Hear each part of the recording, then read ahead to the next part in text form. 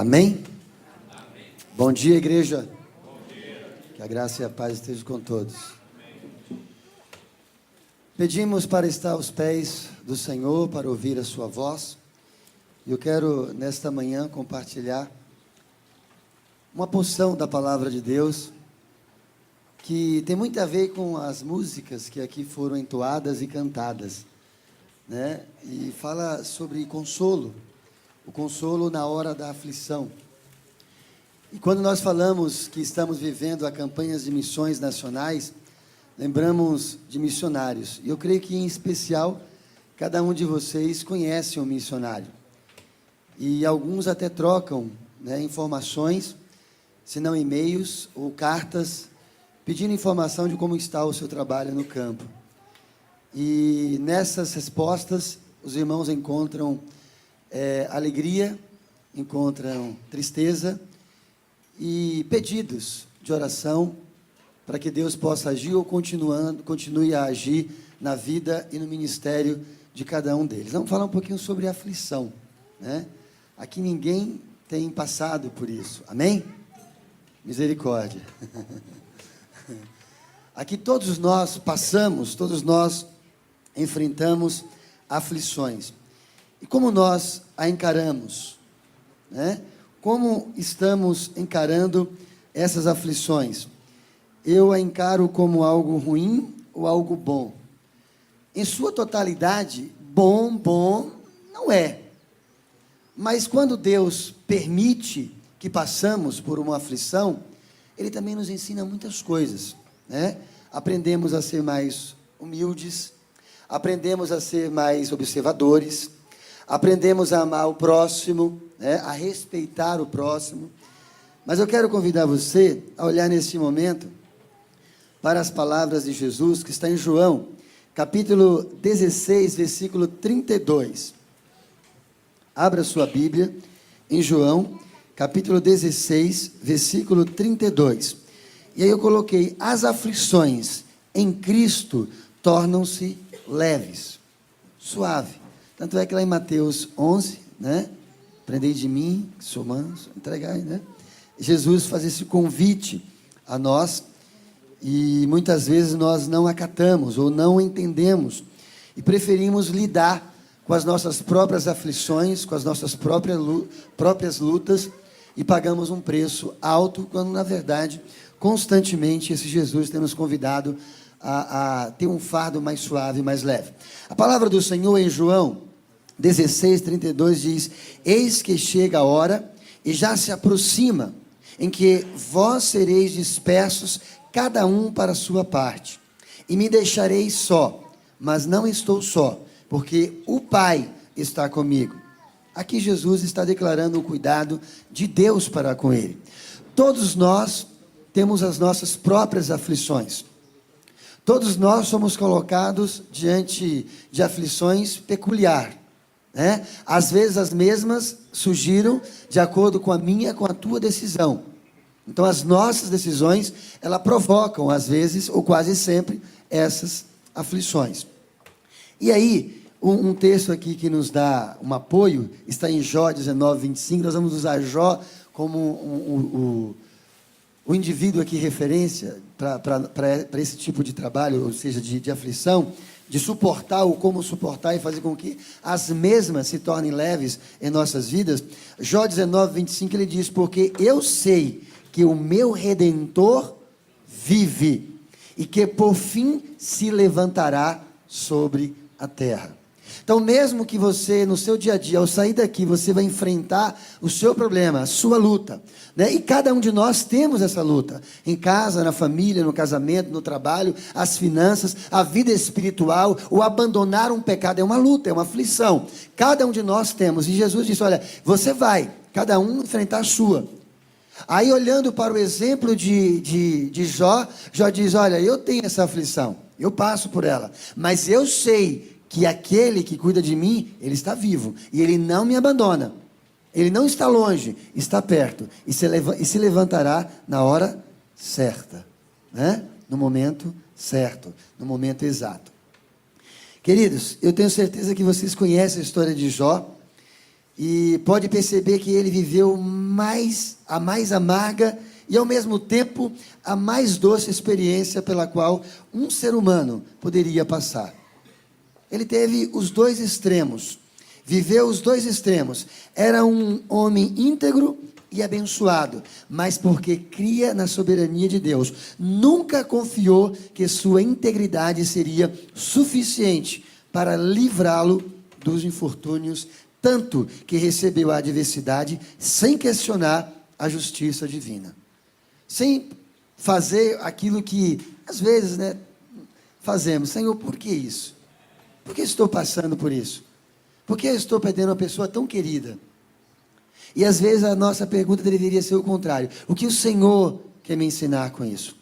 O que eu preciso aprender com essa adversidade, com essa aflição, com esta luta, com aquilo que eu estou vivendo, com a decisão errada que tomei, mas agora eu estou clamando, estou buscando a ajuda no Senhor, para enfrentar a mesma e sair dela vitoriosa, sair dela muito mais forte do que quando eu entrei.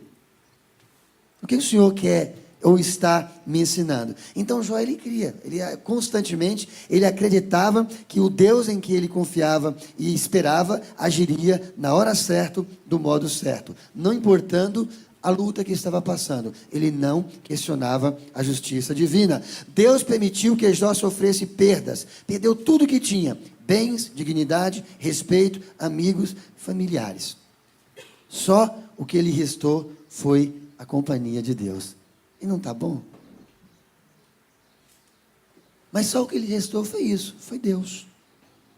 Não tinha mais nada, não tinha mais ninguém. Precisamos, queridos, ter convicção naquele que confiamos. Ter a certeza que mesmo passando pelo vale, e não importa o tamanho do teu vale, seus cuidados estarão sempre presentes. Sua presença é constante. E lá em Salmos 24, quando Davi fala: ainda que eu ande pelo vale da sombra da morte, Senhor, eu não temo nada, porque eu sei que Tu estás comigo. Só que nós precisamos, no momento que entramos nesse vale, lembrar de textos como esse. Como ele diz, o Jó disse aqui no 19:25, porque eu sei que o meu Redentor vive, porque eu sei quem tenho crido, porque eu sei quem vem ao encontro da minha adversidade, da minha aflição, do meu problema, e eu serei vitorioso.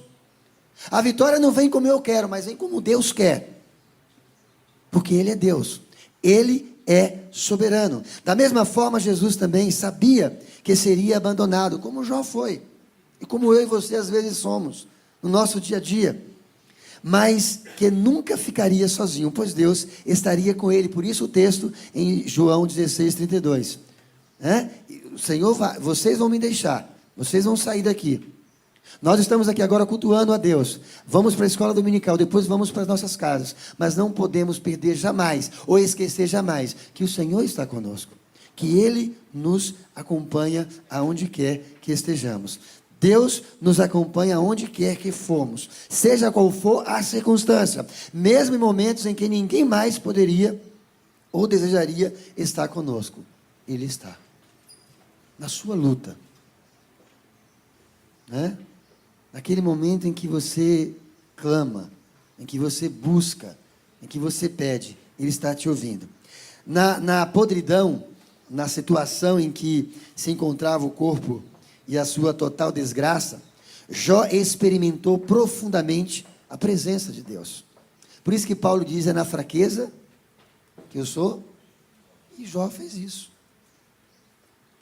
Em todo aquele momento que Jó estava vivendo, ele pôde experimentar a presença profunda de Deus, sem que ninguém pudesse se impor. Era de Deus a única voz verdadeiramente que fazia sentido. E não somente a voz, mas o abraço de Deus. De certo modo, queridos, Deus sentou-se com Jó entre as cinzas, não para criticá-lo, como fizeram seus supostos amigos, mas para compartilhar com ele suas mais profunda dor e calamidade. Quando a gente fala de criticar, a gente lembra da língua. Lembra de quando nós passamos por dificuldades, as pessoas falam assim: mas também, falamos para não fazer isso. Aí vem a crítica. Você aqui nunca passou por isso, né? Eu quero, eu quero compartilhar com vocês a historinha sobre a questão da língua e da palavra, e que a palavra tem poder, e que naquele momento em que Jó estava na sua total desgraça, né, e aparentemente desolação, mas contudo ele acreditava que Deus o acompanhava constantemente, pessoas o atacaram de forma, através de palavras. Existe uma historinha, eu creio que alguns de vocês aqui conhecem, né, de um garoto que tinha um temperamento muito ruim, muito difícil, sabe? E o pai disse, pediu a esse garoto que pegasse um saco de prego, e lhe disse que toda vez que ele perdesse sua paciência, ele deveria martelar um prego atrás daquela cerca, de uma estaca. Todas as vezes que você perder sua paciência, prega um prego e vai lá. No primeiro dia, o garoto enfiou somente 37 pregos. Perdeu a paciência só 37 vezes. Em algumas semanas, de acordo com o que ele ia aprendendo a controlar seu temperamento, o número de pregos, claro, martelado, foi reduzindo gradativamente. Ele descobriu que era mais fácil controlar seu temperamento do que martelar todos aqueles pregos na cerca. Finalmente chegou o dia em que o garoto não perdeu a paciência nenhuma vez. Então, né, cheio de orgulho e alegria, ele chegou e disse aquilo a seu pai. Este sugeriu que ele retirasse um prego por cada dia que ele conseguisse controlar o temperamento. Claro, quando ele procurou o pai o elogiou, o parabenizou e o chamou que fosse, né, até a cerca. Agora, retira cada dia que você controlar. Não é, por exemplo, primeiro dia ele pregou 37. Você não vai tirar 37. Você vai, cada dia que você controlar o seu temperamento, você vai tirar um prego. E ele, né, pois bem, sugeriu.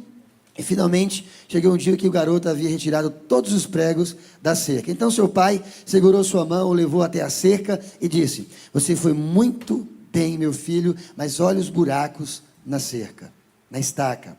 A estaca jamais será a mesma. Quando você diz coisas com raiva, essas coisas deixam cicatrizes exatamente como estas. Quando você fala coisas que não deveriam falar no momento da raiva, você mãe, você pai, você marido, você esposo, você filho, você pastor, você ovelha, quando você fala, você causa feridas, e as mesmas permanecem. É como se você enfiasse uma faca em alguém, e não importa a quantidade de vezes que você pede perdão, você pode torcer a faca lá dentro, aquela cicatriz ela vai permanecer. E quando você não está de olho no alto, olhando para o alto, olhando para Cristo, que é o autor e consumador da nossa fé, aí pior é. Mais difícil fica. Jó, fizeram isso com ele, de diversas formas, de diversas maneiras. Um ferimento verbal é muito ruim e causa muito estrago. Pior do que uma pancada. Muito pior do que uma pancada. Queridos, Jó, ele não se submeteu a tais pancadas ou a tais palavras, porque ele estava fixo em Jesus, ou no caso ali, Deus, esperando o agir de Deus, e acreditava piamente que o mesmo viria. Com Jesus não foi diferente, teve de sofrer a solidão e o abandono para efetivamente sentir como um homem que Deus jamais o deixaria só. Jamais. Deus é que vai conosco na batalha em que todos os outros são inimigos. É o que sente conosco a privação, quando todos encolhem as mãos diante de nós. Quando todos se afastam de nós. É o que compreende nossa fraqueza, quando todos nos despojam, nos acusam. É o que mistura com as suas lágrimas, quando todos estão indiferentes ou ao que sentimos. Jó sofreu, mas por fim entendeu que é muito bom estar somente com Deus. Esta é a nossa segurança de que jamais estaremos sozinhos. Jamais. Quando Jesus pede para que sejamos seus representantes aqui no mundo, ele diz que não seria fácil. Quando ele diz: olha, vocês vão sair daqui, eu vou ficar. E a sua luta lá fora não será fácil. Ele diz que passaríamos por aflições, mas nos lembra, lá em Mateus 28, 20, parte B: eis que estou convosco todos os dias, até a consumação do século. As aflições, elas se tornam-se mais leves quando você coloca Cristo junto com você, quando você compartilha com Ele.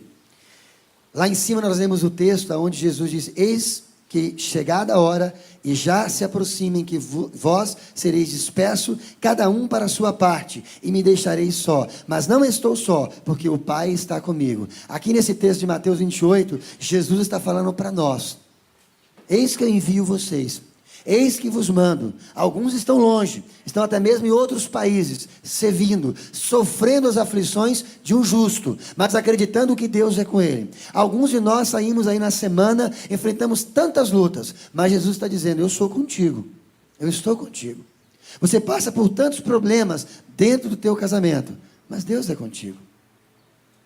Tantas lutas na tua família, com o teu filho, mas Deus é contigo. E aí, queridos, para encerrar e nós orarmos, tem uma frase de alguém no seu nome que diz: nunca estaremos sozinhos. Quando todos saem de cena, Deus continua conosco. Você nunca estará só na sua aflição, na sua luta, na sua adversidade. Quando todos saem de cena, Deus está contigo. Amém? Curva a tua cabeça, fecha os teus olhos.